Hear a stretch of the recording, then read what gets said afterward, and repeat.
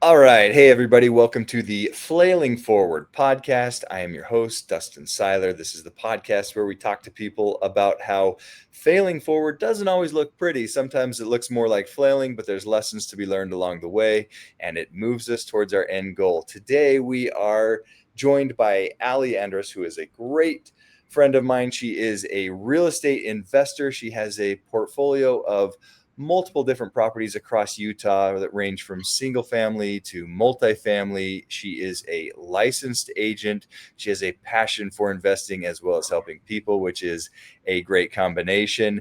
And we are lucky to have her joining us today. Ali, thanks for being here. Thanks for having me, Dustin. Excited to be here. Thanks for twisting my arm. Sometimes that's what it takes. That's okay. We're lucky to get to have you and hear your story today. So, you've been investing for a long time. Tell us when you first started.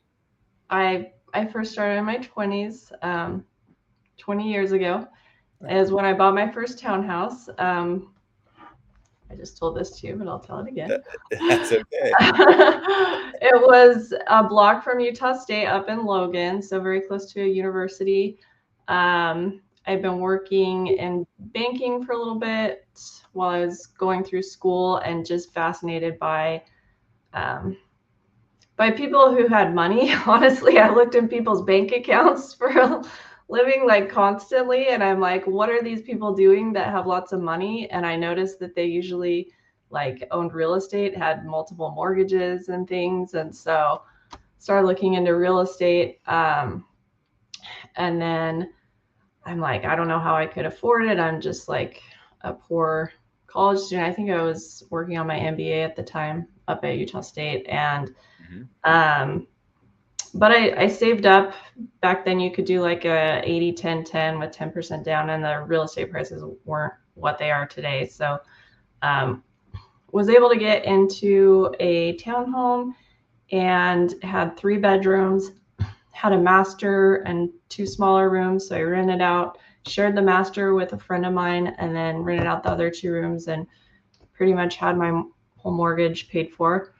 And I'm like, this is pretty fun because now I just get to party with my friends. There we go. And in fact, we used to, back then, this bank is no longer around, but it was Washington Mutual.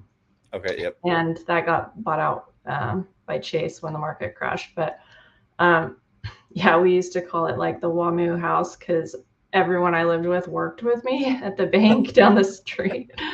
So you never got a break from anybody. No, we worked together, we lived together, we had a lot of fun, and yeah, for me it was awesome because I just live with my friends for free. That's great. And built equity. how old were you when you purchased that house? 26. That's amazing. So at 26 years old, you're working at a bank, you're seeing people making this money, and you're thinking to yourself, how can I get some of that? Totally. Yeah. I love it. Yeah. That's right. That's smart. So you're seeing people make this money, you're wondering how to get it. You look into real estate. What made you think I'm going to buy this and rent out all these rooms to get my mortgage paid for? Yeah, so prior to even that, before I moved to Logan, I lived in Davis, California, where I was finishing my undergrad. Mm-hmm. And I lived in a house that was close to UC Davis.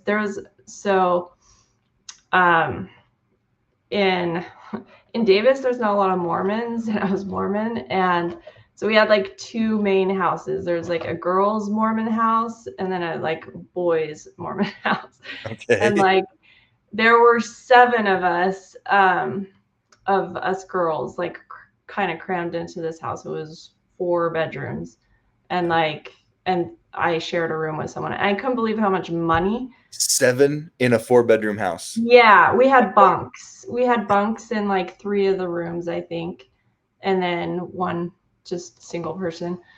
And yeah, it was also super fun. Like, I love living in Davis, but I was fascinated by that. I'm like, who owns this house? Well, one of my roommates' dads owned it, and he lived in California, and they bought it as an investment so their daughter could go to college.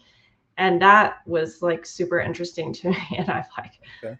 wait a minute. So she's probably getting free rent, and I'm doing the math in my head. I'm like, 7 people. This is how much I'm paying. This, okay.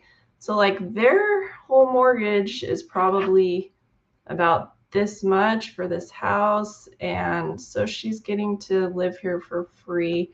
And he might be making a little money actually. Yeah. Like, and then he can sell the house and when she's done with college and make a lot of money. And so that got me super interested in it. That was like kind of my first experience with doing something like that. And I'm like, I want to do that. But yeah, in Davis, the prices were significantly higher than in Logan. Yeah. So No I'm doubt. like, I don't think I can. I tried to convince my parents. I was like, I seriously like wrote up a whole like PowerPoint presentation and sent it to my parents and tried to talk them into buying a house in Davis. Because I'm like, look what this guy is doing. Like, why won't you do it? But no, I love that you are pitching your parents yeah, to try and buy yeah. an investment I'm property. like, That's you can brilliant. partner with me. I'll manage it. No, they never jumped on that. But I'm like, well, I'll just do it myself when I Okay. can. And so after I graduated there, I moved back to Logan. Yeah, I was just slowly saving up like a little down payment, and it's nice when it's like owner occupied because then you don't have to come up with the large down payment. So Yeah. that's one of the tricks to the BRRRR strategy is it, yeah, if you live in it, you can get it like you can do FHA, you can do things where you don't even have to put stuff down. So Right. So you mentioned the BRRRR strategy. Explain what the BRRRR strategy is. yeah, so the B is just buy the home, and then um, you can refurbish it, fix it up, rent it out, and then refinance it later, take the cash out, buy another one, which Mm-hmm. is basically how I acquired all my properties.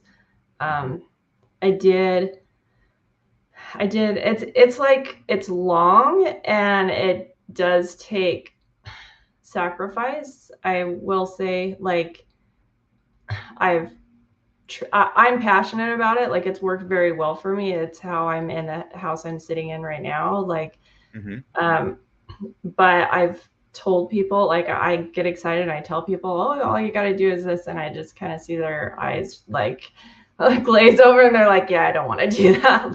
Like, because I did have to manage people. I did a lot of stuff myself. And like later when I recruited my husband and made him do it with me, like I got him to fix stuff up because I don't know how to fix stuff up. So that does help. That you do know how to fix stuff up. You recruit other people to do it. That's how it is. Yeah, exactly. That's the way. Yeah, before I had him, I just recruited people to help me. Yeah. No, So that's great. Okay, so you were doing the BRRRR, the buy, rehab, rent, refinance, repeat. mhm. And but you were buying at a lower down because as part of the BRRRR, you were one of the renters. You were an owner occupied BRRRR, basically. Yes. I've lived in several of the properties that I've purchased. Okay. Yeah. All right. So that first one in college worked so well for you that you decided you wanted to try it again. Is that what happened? Yeah, I mean, that's the thing about it is there's usually some decent gaps between. It's not like you can just buy one and then hop on to the next one. So this Sure. is like accumulated over 20 years how I Yeah. have the ones I have. But I really wanted to buy the next one. I just didn't know how. And I actually met my first husband at Utah State, and we moved back to California. So while I was in California, we were renting that one out, and it was actually making an income, which really Renting out the helped. one in Logan that you first Yeah, bought? the one in Yeah. Logan. Yeah, like we actually, that was cash flow that was helping us to supplement our crazy prices in California where we were renting. Yeah. Uh, and yeah, so gosh, once I had kids, once I got pregnant, then it was like, I don't know if I can stay in California because the method wasn't working. I wasn't making enough to do it in California. So I'm like, let's go back. We went back, lived in that for a bit, went through a divorce, and I mean, it was my house. I got to keep the house. Yeah. But I ended up moving in my parents' basement, which super wasn't fun. But that was because I had renters in that townhouse, and I was like very, very motivated to buy another one at this point because I did not want to live with my parents like more than anything in the world. Right. And I didn't want to move in the townhouse because that would like make it so all my efforts of having this rental, then I don't have a rental. So I'm like, I gotta buy another one. So I just because I was living there for free and working, and then had the cash flow from the townhouse. Then I saved up a little bit and then bought another house in Logan. Mm-hmm. That one was a little bigger. I moved in there with my two daughters. And so, yeah, then I had the townhouse that was cash flowing, and then I had that one that I could live in. Okay. And this time you were not splitting it with 7 other girls. No, that one, yeah, it was like, it was awesome. Cause at that point, like that 80-10-10 I did, my 10 was paid off. Mm-hmm. So, it was cash flowing very nicely. Like that townhouse helped me pay my mortgage on the new house. And, I had like perfect for a single mom because it supplemented the mortgage payment and I didn't have a big mortgage payment. Yeah, that's awesome. So you're getting into your new personal home at a lower down payment because it's owner occupied, and then your previous property that you bought, you'd sat on, and I would guess rents had gone up over the time that you'd owned it. Totally. Yeah. So not quite only a bit. had you paid off the down payment, but now the rents have gone up. So you're bringing more in cash flow wise.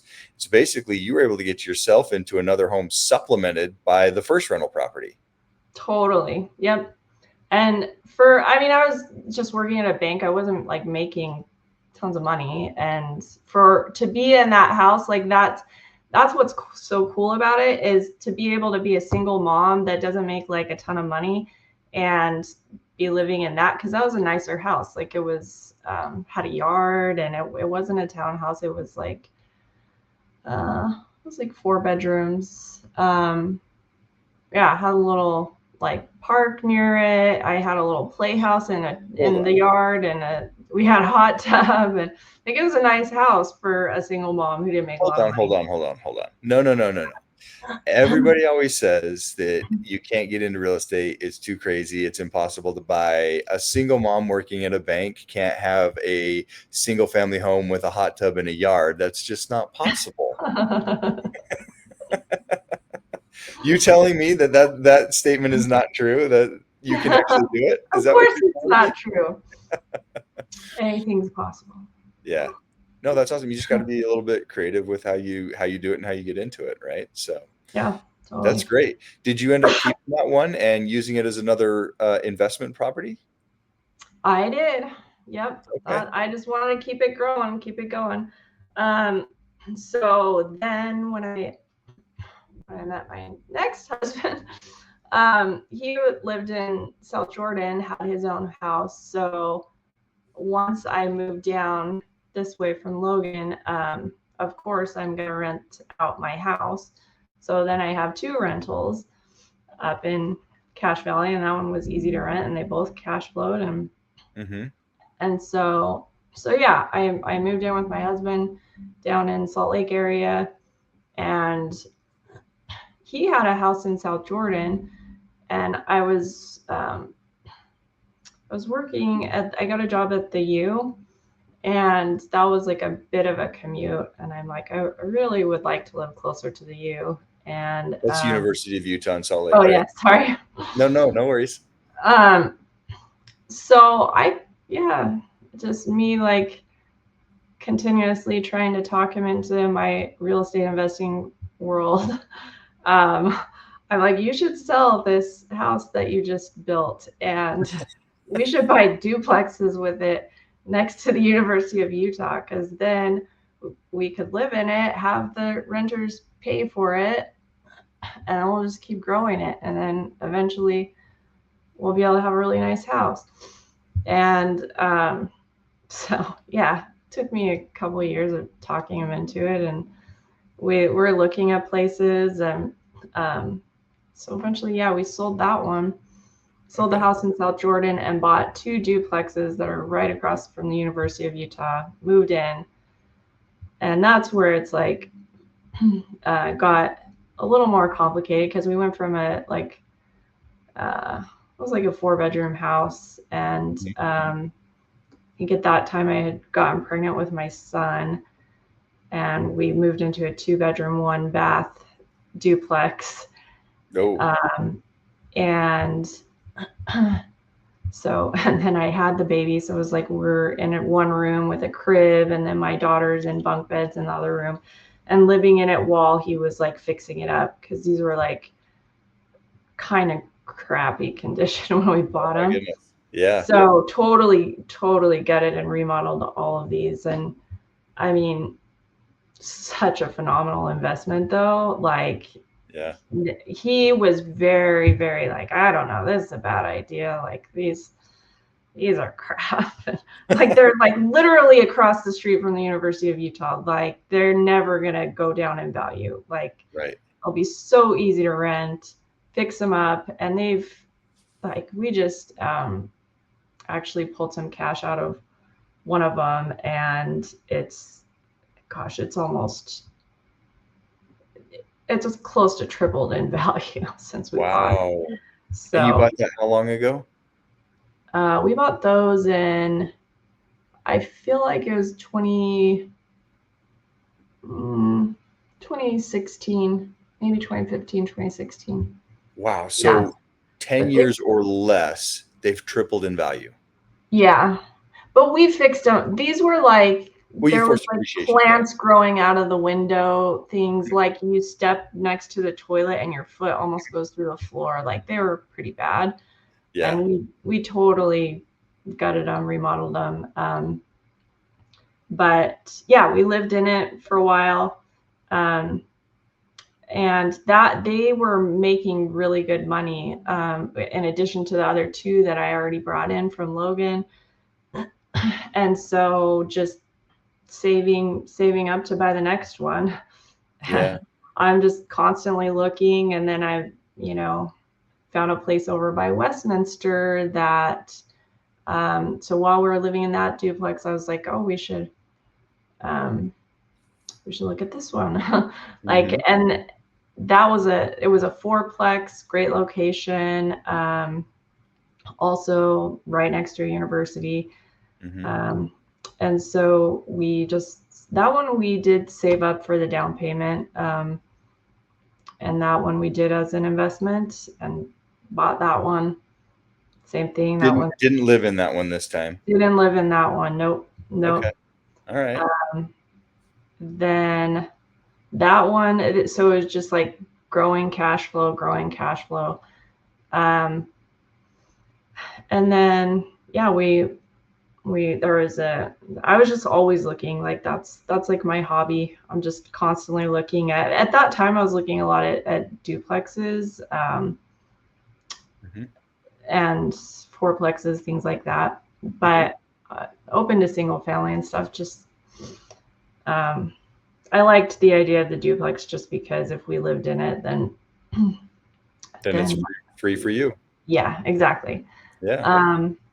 So yeah, that one we bought as an investment, and then I was looking, and then there was one over on the East Bench that like great location, also still close to everything.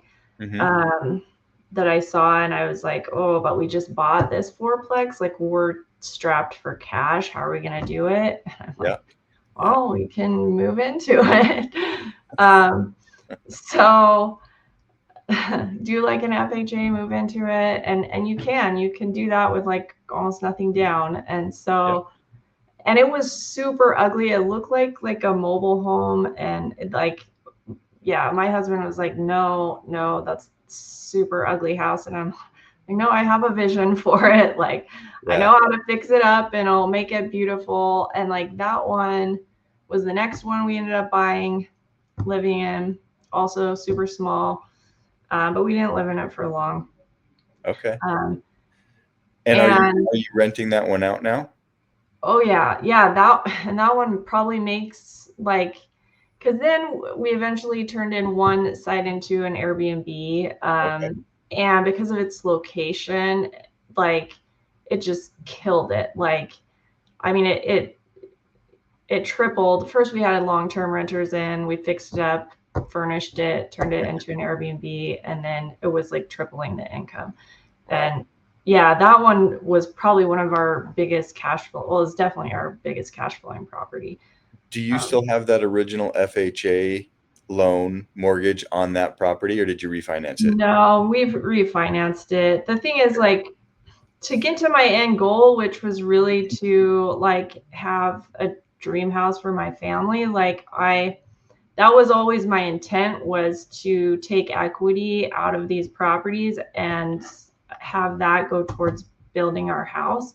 And Sure. so at some point I had to like refinance and tap into the cash. And Yeah. luckily that worked out so much in our favor, because when we were finally ready to build, was when the interest rates dropped. And so we, even though we had a good rate on the FHA, we actually got like an investor rate that was, after we moved out of that one, that Hmm. was better, and Gotcha. we were able to get cash out. So So did you refinance it before you started renting it, or were you renting it before you refinanced it?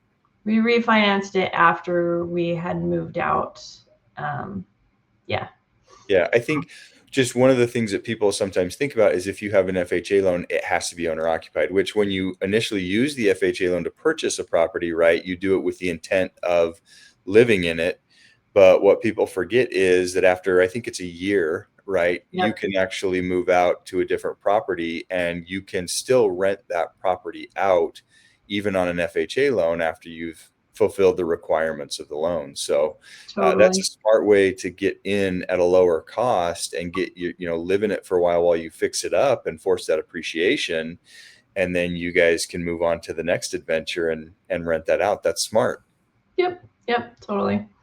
Yeah. Yeah. So yeah, we had that one, we fixed that one up, and then the neighbor next door was, while we were there, was just talking to us and said, oh, we're thinking about selling. And it's like, oh, okay, that would be cool to have the next door, like then they're right next to each other. um and so we bought that one off market. Not creatively, I wish they would have done creative for us, um, but yeah, then got that one. That was a single family, but it was like had the basement rent separately, like a mother type Uh-huh. deal. So then we bought that one, fixed that one up, and eventually I did that basement as an Airbnb. I will say the Airbnbs were doing amazingly well, and then the city actually shut them down, which was devastating for me. Yeah. Because they were doing like just no vacancies, pulling in lots of cash, and because I was right there, I was cleaning them and was doing Right. it myself. But um, it's fine. It's actually, now we do those that were Airbnbs. I switched them to like long term through Furnish Finder and stuff. And it's not Okay. quite as good, but it's less work, and Yep. I'm down with less work at this point in my life. Yeah. So That's that's the tough thing with Airbnbs, right? Is if your city doesn't have regulations already in place, you can get hit just out of nowhere. That's oh you yeah, got to really know. And people get concerned about regulations that are in place, but at least you know how to function with an Airbnb in a city that has regulations. But Salt Lake's always just kind of been wishy-washy about it and then hit you out yep. of nowhere. Oh yeah, yeah. Yeah. Yeah, it was because we had tenants upstairs in that one that I was just talking about. We had a tenant upstairs. She had been there a long time. She was awesome, but she was just like walking her dog in the neighborhood and talking to the neighbor. We know how it happened because Yeah. she told us it was her fault, and she felt really bad. But she's like, I was telling this person how my landlord rents out the basement through Airbnb, and just telling Yeah. her about it. And she's like, I hate Airbnbs. I'm on a mission to shut them all down. And Oh so no. she had called the city and filed a complaint, and they came out. They were ruthless about it. They just put Yeah. a nasty note, and and then they knew, because when you can see like my profile on Airbnb and then it shows the other one, so then they knew that I had the one next door too, and so then they shut that one down also. So, Those dang tenants being friendly with the neighbors. I know. I know. She felt really, really bad about it. Yeah. And she's actually not there anymore. We kicked her out. No, just she This is felt what you get. No. really yeah. I think No. that the good thing about it was, though, is that you were able to pivot, right? And you had multiple kind of disposition strategies in place of, if this doesn't work out, we can still make it work this other way. And you weren't solely reliant on the Airbnb to make this property happen. Yeah, no, that's the beauty of having the multiple cash flow streams, because you get hit with something will, a vacancy or whatever, and you still have several others that are pulling in cash. So it's like, this is all just like icing on the cake, because it's like I still have my regular job. I'm still doing real estate stuff on the side, so we're fine. Mm-hmm. But yeah, I bought that one, and then constantly looking to get out of this, though. Like, when are we going to get into our real house? And like, my kids are just like growing up in little duplexes, and I felt bad, because it's like they invite their friends over and everyone thinks we're super poor, and they're like, and my kids thought we were poor because Yeah. we're crammed in these duplexes. I'm like, we're not poor. We have millions of dollars in real estate. But it's fine. Yeah. And so, yeah, I just we were looking at houses a lot at that point, and couldn't agree on anything, like, with me and my husband, like, just totally, because I wanted a house with like character and a yard and something like my kids could invite all their friends over, and he like wanted new, like, he didn't want to have to fix up another place. He just wanted a like new house. And I'm like, Mm-hmm. well, the neighborhood we're in, there's not new houses. Like, Right. it's an older, more established neighborhood, and like literally up the street from where the East Bench one, our duplex, like, I was just driving around and saw for sale by owner on this cul-de-sac, like up on the hill. And it was a vacant lot that had been sitting there since the 40s. And like, they just put up the sign. I saw it. I called the guy immediately, and I'm like, I want that land. Like, Boy, there's not many of those types of lots left on the East Bench in Utah anymore. I mean, that's a rare find. very, very rare. Like, no one could ever believe that we found that lot. Yeah. It was nuts. And then the guy who was doing the for sale by owner, it was like in a trust with 6 kids, and their parents had bought all this land like in the 40s and gifted it to their kids. Hmm. And so they lived all over the world. Like, there was one in Japan, one in Hawaii. Like, so it was like kind of an ordeal hunting all the people down to get signatures to sell it, but we did it. At that point, like, all the properties we had were cash flowing nicely, and my goal was always to be able to have like a dream house, but have all those properties paying the mortgage for it. Like, I thought that would be the coolest thing, if I could have a nice house, but like not be paying the mortgage. All my rental properties were paying the mortgage, and that is actually what we accomplished eventually. So bought the land. It wasn't, I mean, it was $400,000 lot at the time, because it's a half acre and it's got views. And That's a huge lot in the area too. Man, this was such a gem. That's awesome. yeah, it is. I was very excited to find it. And that gets me like what my husband wanted, which was a new house, because he didn't want an older house. And so, yeah, we it took us a while. I actually, at the time when we bought the land, I did not know how we were going to build the house because we didn't have money. We didn't have cash down to build the house. Right. So I'm like, we'll just buy the land. And eventually, somehow, we're going to put a house on it. I don't know how, but it's just going to happen. And what did end up Whoa. happening? Wait, just 1 second.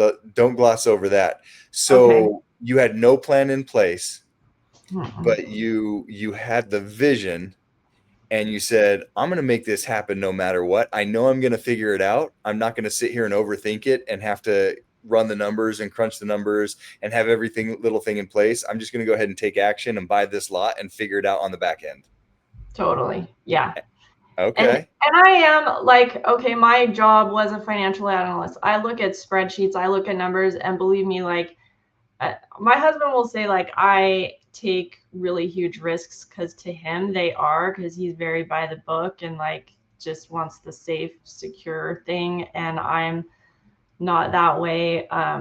Well, in his eyes, I think I am, because like every investment property we bought, I like ran the numbers. I spent hours like pulling comps, looking at like putting it all in spreadsheets, and I'm like, okay, first year it's going to do this, but second year it's going to cash flow this much, and then like I plan it all out. I'm like, there's no risk, like let's Yeah. buy it, there's no risk.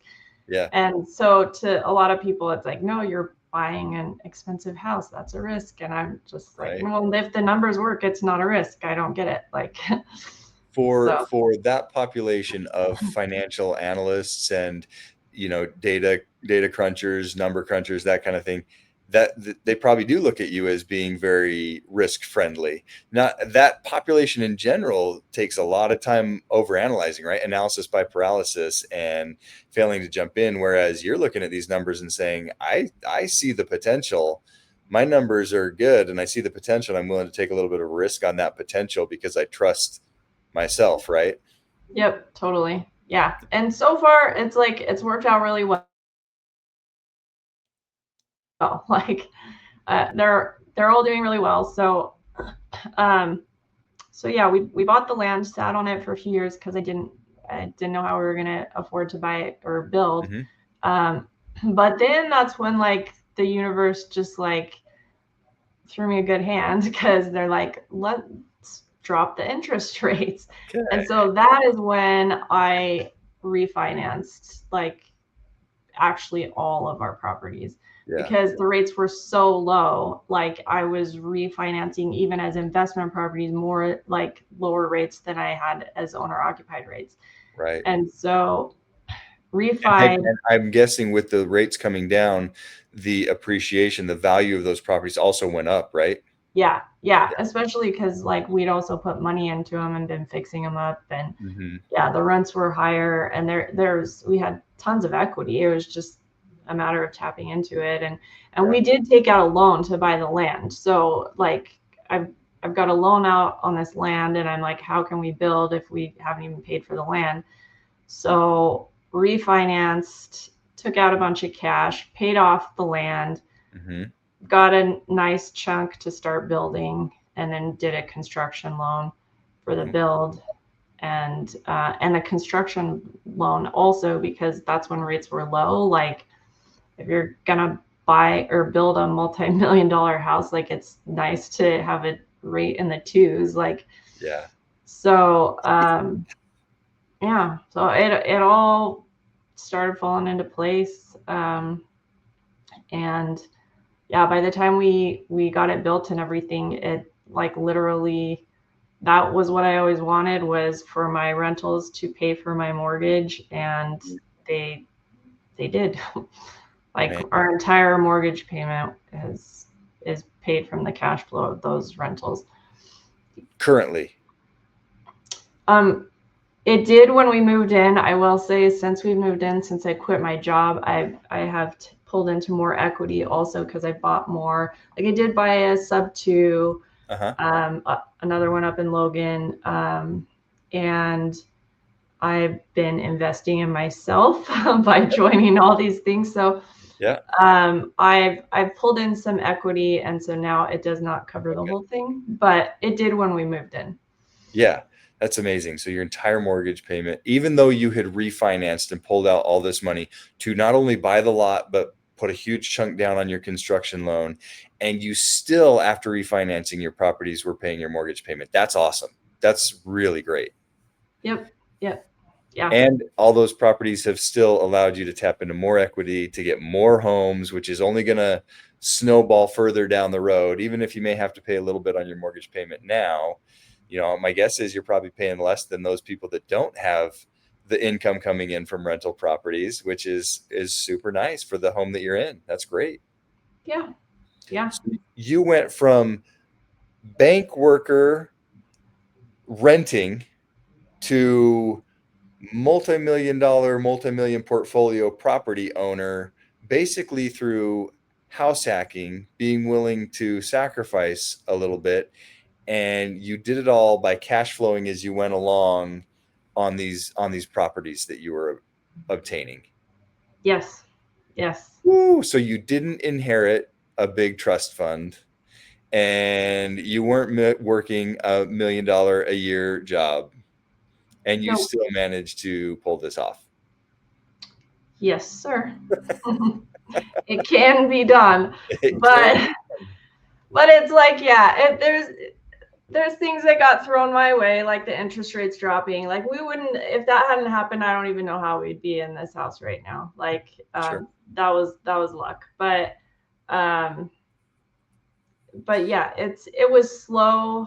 It wasn't like I was just buying up properties all the time. It was slow and sacrifice, and it's not for everyone, but I like it. Like, I mean, we all know the story of the tortoise and the hare, right? Like slow and steady. I think one of the great things is you didn't overextend yourself. You didn't get in over your head buying, too many properties all at once. You bought, you stabilized, and then you moved to the next one. And that allowed you to be very secure in the investments that you had, right? Because they were stabilized by the time you moved to the next one. That's smart. yeah. Yeah. Yeah. Yeah. I love that you didn't wait to get it right. You keep saying that the interest rates dropped and it was lucky. Timing worked out for you at that time, right? But because you were in it and you had been in it and working in it, you were in a place where you were prepared for whatever the market might throw your way. And the market's going to go up, it's going to go down. It's being in it that allows you to take advantage of those waves whenever they happen. And had you not jumped in and started acquiring, you might have missed that opportunity. But because you didn't wait for interest rates to come down into the twos, you were able to take massive advantage of it when they did. Yep. Yeah, for sure. Yeah. It is just like taking action. It's like you said, because the market, it's going to fluctuate. It's going to go up and down, but at some point it's going to work in your favor. Yeah. And if you don't have anything, then it doesn't. So yeah, you got to get them. And it's even like one of them, that duplex that was down the street from here. Like that one didn't cash flow when we moved in. And my husband was like, why would you buy a house we're not making money out of? I'm like, give me 1 year and give me 1 year. I promise this is going to cash flow. And then it became one of our like biggest cash flowing properties. So it's just the timing of things. Things aren't always going to, in fact, that's especially on the market now, like with prices where they are, a lot of times when you buy it, it's not going to be beautiful, because those deals, if they're that good where they can just cash flow immediately, then everyone's already like jumped on them. They don't come along very often. But if you're willing to take minimal, and that's like when I joined Sub 2 and stuff, I was so excited because I had no idea that whole world existed. And like when I came across pace and stuff, I'm like, oh, this is going to change the game for me, because I've been doing this the old school way, and Yep. like, this is going to allow me to buy properties without having to wait for me to save up cash for the next one or whatever, without having to move into them. And so I was looking at the Sub 2s, like watching them from wholesalers and things, and I'm like, well, they don't cash flow. But like but the one that I ended up buying up in Logan, it was close to the university again, and I'm like, it'll cash flow. Okay, so it's a little bit negative right now. I don't care. I have other ones that are cash flowing beautifully, so I can take the hit. Yeah. And a year or two, this one's gonna cash flow beautifully, or I just flip it and sell it or whatever. But there's like a million exit strategies once you have the tools to like think more creatively. Mm-hmm. Um, yeah, Opens a whole new world. yeah, it does. Yeah, that's great. I love it. So, along your journey, this 20 plus year journey that you've had, what are maybe a couple of the biggest lessons that you've learned that you would share to people that are thinking about getting started, that are just barely getting started? What would your advice be? I mean, don't think, just do. I don't, I can't tell you, especially like because I'm an agent too, and I've helped people buy houses, and I've helped people who thought they were going to buy houses and then chickened out and thought like, oh, no, I'll wait till the market's slowed down, or I'll wait till rates are better. And like every one of those people is kicking themselves right now. Yeah. And yeah, it's just taking action. Like I said, I don't feel like I was doing anything super scary or risky. It all made sense in my mind. Like, Yep. and people think, uh, like, oh, you're a genius. Like how did you get this nice house? And it's like, no, it wasn't. It was just taking little steps, just like taking action over the years, and it built up to this. And it was, yeah, it wasn't like, I wouldn't say it's not hard, but you just you just got to do it. Yeah. That's amazing. So some of the things that you pointed out that I really appreciate and took away from it is number one, don't wait, just get into it. Like you said, just take action, right? That's the biggest thing. Just take action. It's helpful when you have the vision that you had to see kind of the end goal of, I know that this is going to be good down the road.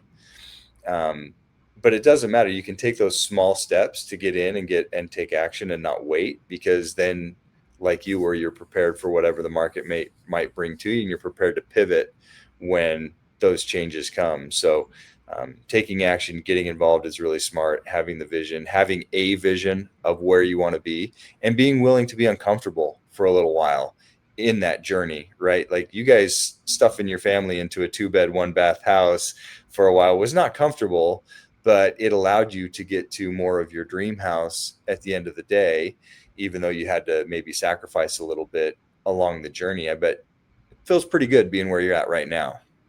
Oh yeah, for sure. Yeah. I'd do it again. Maybe not everything the same way, but yeah, it's cool. Like I even think that just the teaching the lessons to my kids, like they for a lot of when they were younger just thought like, yeah, they thought we're poor, but they see working hard, continuing to fix up places and rent them out, and they're witnessing all this stuff, and I'm thinking, is it ever gonna like, is this gonna work out? Like, when are we gonna get them into a real house? And then, yeah, now I have the opposite problem because my daughter was embarrassed because we had a little duplex that we're crammed in, and now she's like embarrassed because everyone thinks we're rich, and she's like, Yeah. oh, my friends think we're rich, and now they make me buy everything for them, and they're like, oh, you're, and she's like embarrassed because she doesn't want people to feel bad when they come over. Right. Yeah. No, the pendulum has swung. So good Yeah, problems to have, though. yeah, That's yeah. awesome. So, what are you looking for now in your journey? If people want to connect with you, if they want to help you along this journey, if they want to partner with you or bring you deals or whatever, what are you looking for? So I'm right now, like I said, I'm focusing on RV parks. Just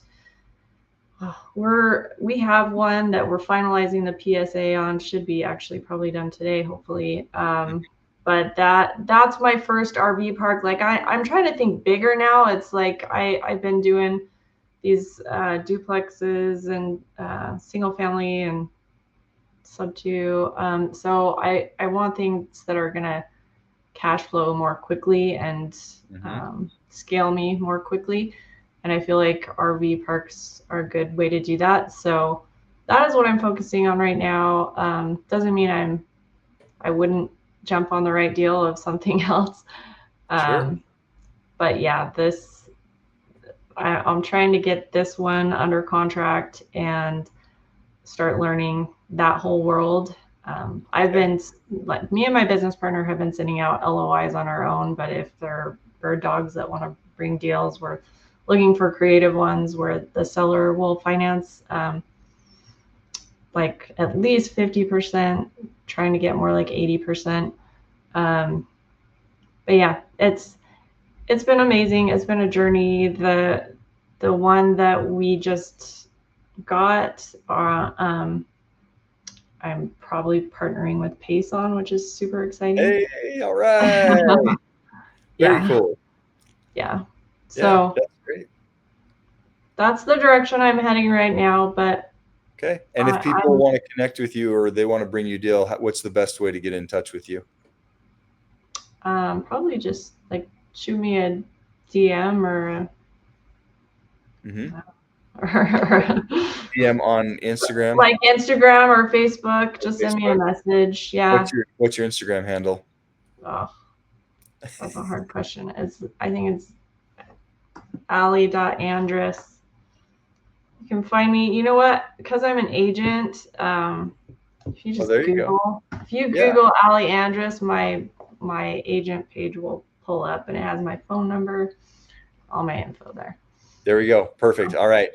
Anybody, if you want to bring deals with Ali, if you want a bird dog for her, if you want to know more about how to go from working at a bank to buying RV parks, Google her, reach out to her. If you need a awesome agent, maybe she would be willing, if you're very smooth talking, to help you with your property. That's not her main focus, but if you want to partner with her, Google her, reach out, find her.